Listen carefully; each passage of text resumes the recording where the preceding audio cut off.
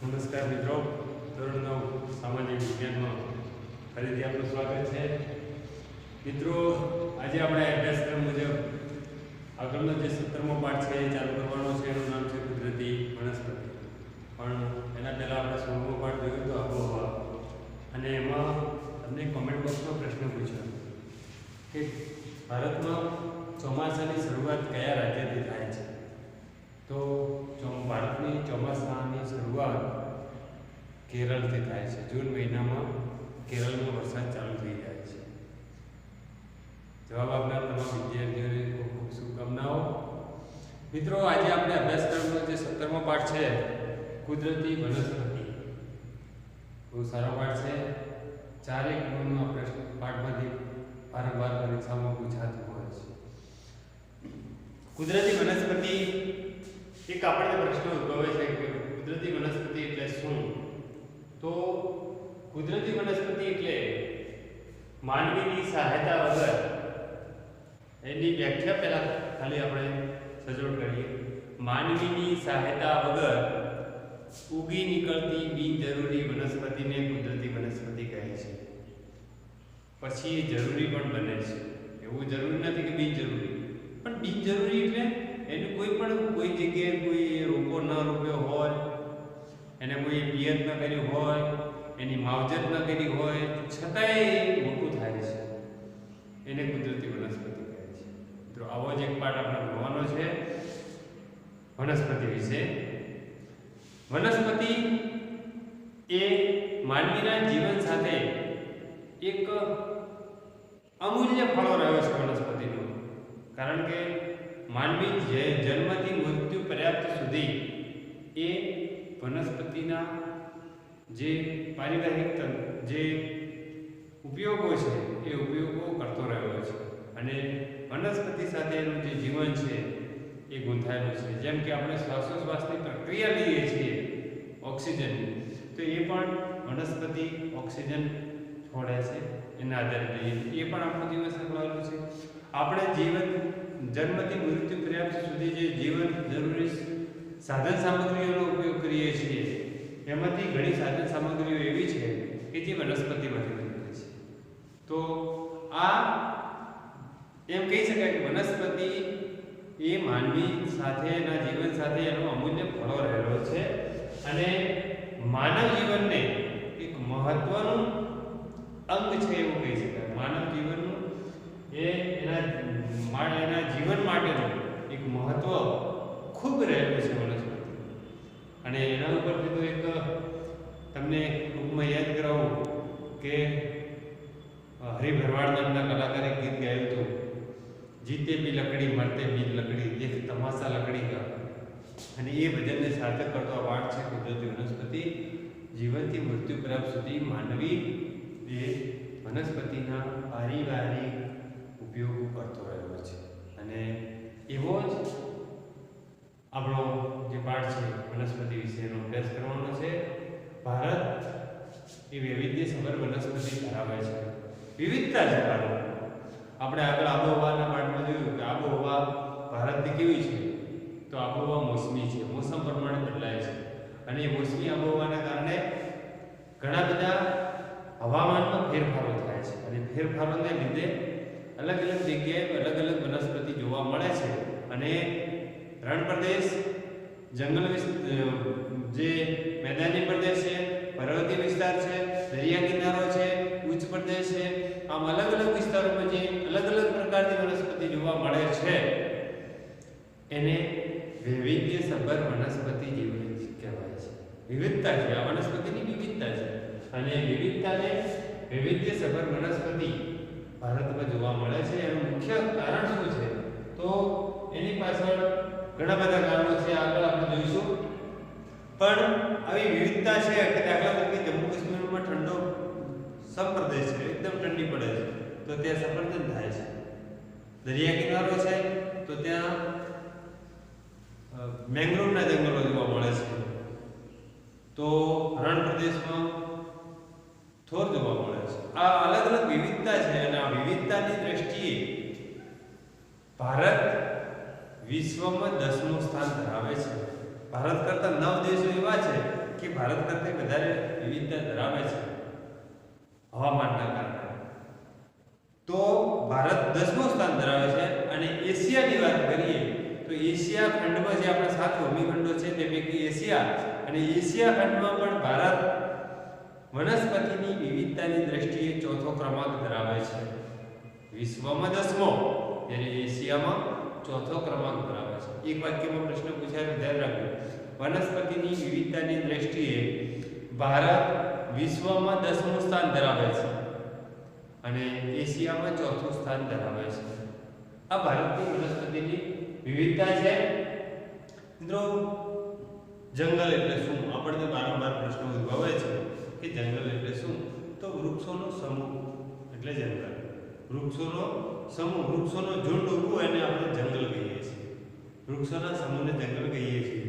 અને કુદરતી વનસ્પતિ એટલે માનવીની સહાયતા વગર જે વૃક્ષોનો સમૂહ ઉગી નીકળે છે. બિનજરૂરી વૃક્ષો હોય કે જરૂરી વૃક્ષો હોય, માનવીની સહાયતા વગર ઉગી નીકળે છે એને કુદરતી વનસ્પતિ આપણે કહીએ છીએ. અને એવા જ કુદરતી વનસ્પતિમાં આપણો ભારતમાં વૈવિધ્યસભર વનસ્પતિ જોવા મળે છે. એ વનસ્પતિ વૈવિધ્યસભરના કારણો શું છે? તો કારણોની ચર્ચા કરીએ. પહેલું છે પ્રપુષ્ઠ. જે જમીન, ભૂ એટલે જમીન અને પૃષ્ઠ એટલે પડ. જમીનનું જે પડ છે એ પડના આધારે પણ અલગ અલગ વિવિધતા જોવા મળે છે વનસ્પતિમાં. બીજું છે જમીન. જમીનની પોષક તત્વતા કેવી છે એના આધારે પણ ઘણી બધી વિવિધતાઓ જોવા મળે છે. આપણે ગુજરાતની વાત કરીએ તો દક્ષિણ ગુજરાતમાં શેરડી થાય છે, જૂજ પ્રમાણમાં થાય છે, ડાંગર થાય છે.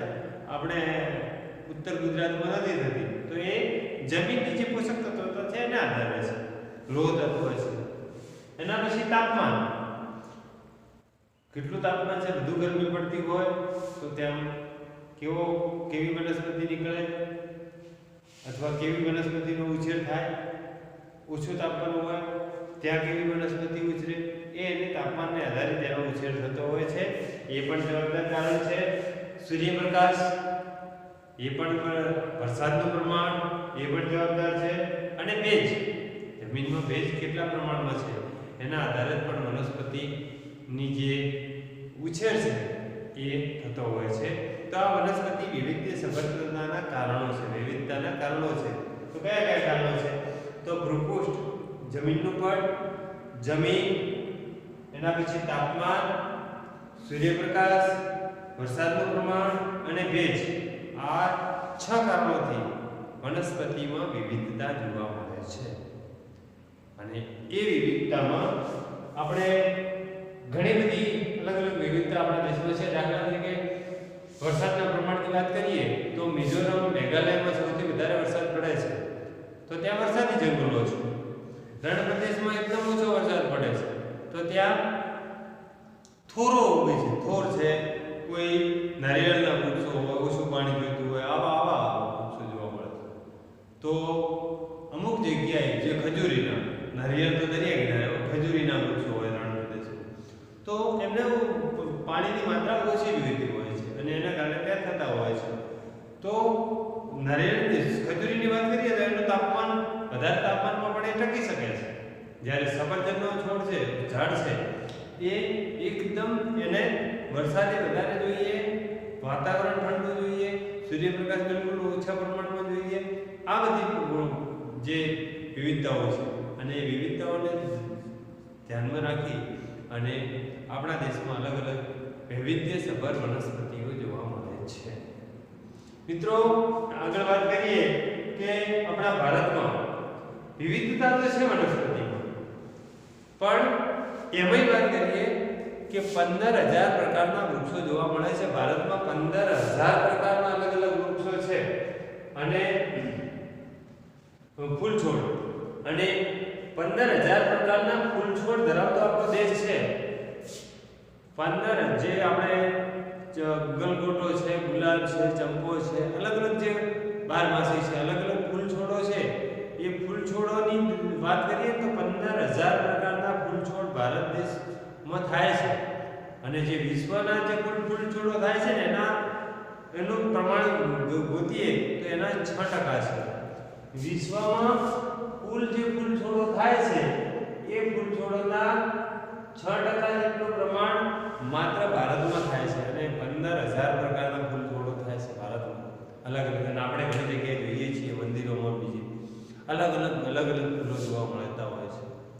અને એ વિવિધતા છે ફૂલ છોડો.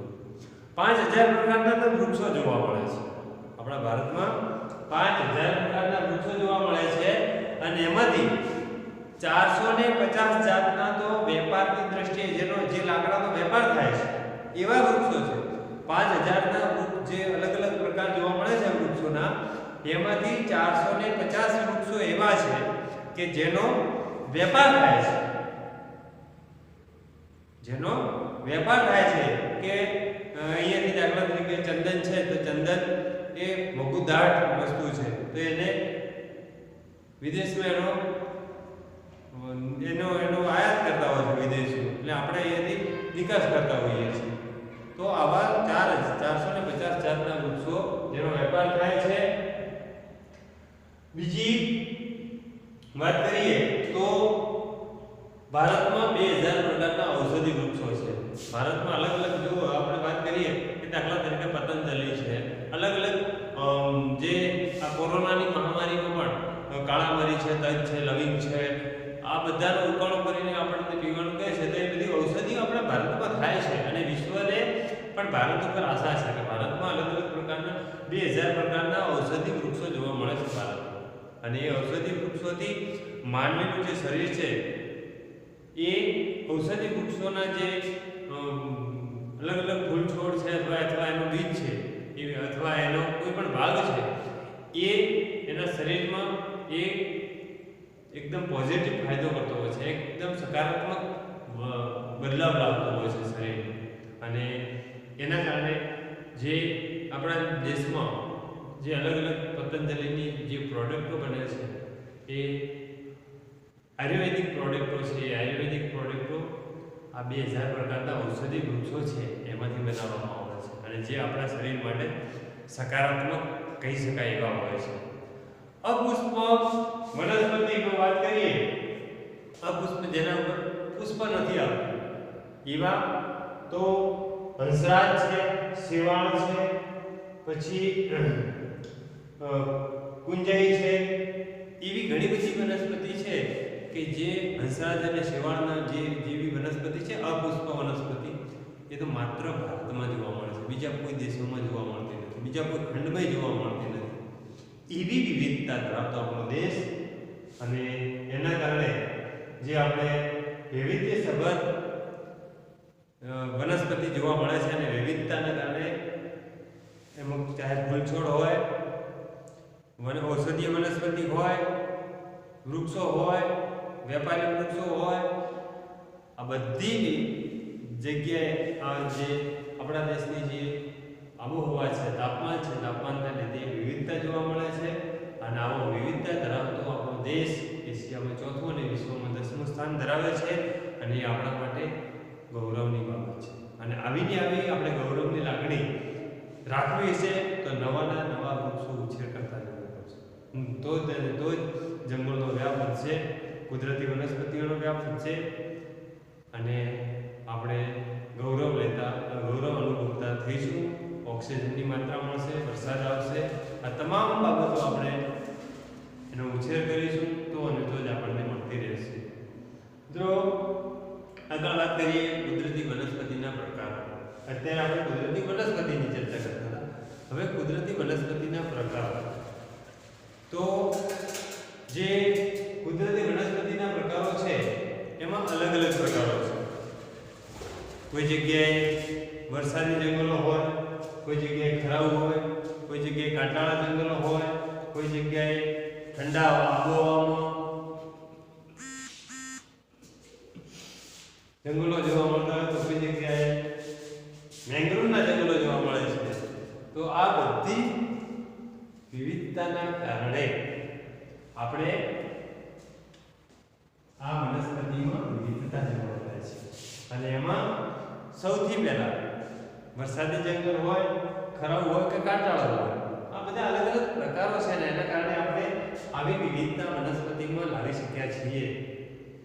તો જે અલગ અલગ કુદરતી વનસ્પતિના જે પ્રકારો છે એ પ્રકારોમાં આપણે પહેલી વાત કરીએ વરસાદી જંગલો.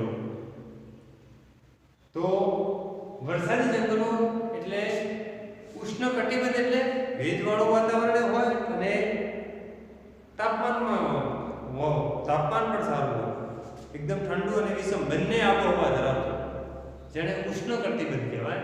અને એ ઉષ્ણકટિબંધના વરસાદી જે જંગલો છે એ વરસાદી જંગલોની વાત કરીએ તો એમાં વાર્ષિક વરસાદની માત્રા વધારે હોય છે.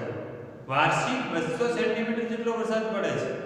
અને એ 200 સેન્ટીમીટર વરસાદ પડે અને 22°C જે તાપમાન છે, 200 સેન્ટીમીટર વરસાદ વાર્ષિક અને 22°C તાપમાન, આ બંનેને લીધે જે વરસાદી જંગલો જોવા મળે છે એ વરસાદી જંગલોમાં આવું પ્રમાણ જોવા મળે છે.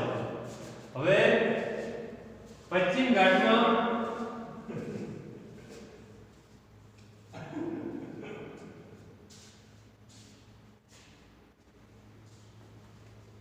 સેન્ટીમીટર વરસાદ અને 22°C તાપમાન, આ માત્ર ને માત્ર વરસાદી જંગલોના પ્રમાણમાં આવું જોવા મળે છે. અને 200 સેન્ટીમીટર વાર્ષિક વરસાદ પડે ત્યાં વરસાદી જંગલો જોવા મળે છે. મિત્રો, કુદરતી વનસ્પતિના વિવિધ પ્રકારો છે. એમાં વરસાદી જંગલો હોય, ખરાબ જંગલો હોય, કાંટાળા જંગલો હોય, સમશીતોષ્ણ એટલે ઠંડી આબોહવાના જંગલો હોય, અથવા દરિયા કિનારાના જે મેંગ્રોવ જંગલો હોય, એની ચર્ચા આપણે બીજા ભાગમાં કરીશું. અત્યારે એટલે સુધી અટકીએ છીએ. તમારા માટે કમેન્ટ બોક્સમાં પ્રશ્ન છે. ભારતમાં ફૂલ છોડના 15,000 પ્રકાર છે. એ વિશ્વનું કુલ કેટલા ટકા છે? ભારતમાં ફૂલ છોડના 15,000 પ્રકારના વિવિધ ફૂલ છોડો જોવા મળે છે. એ વિશ્વના કેટલા ટકા છે? એનો જવાબ તમે કમેન્ટ બોક્સમાં આપજો. અત્યારે એટલે સુધી અટકીએ છીએ. રજા આપશો.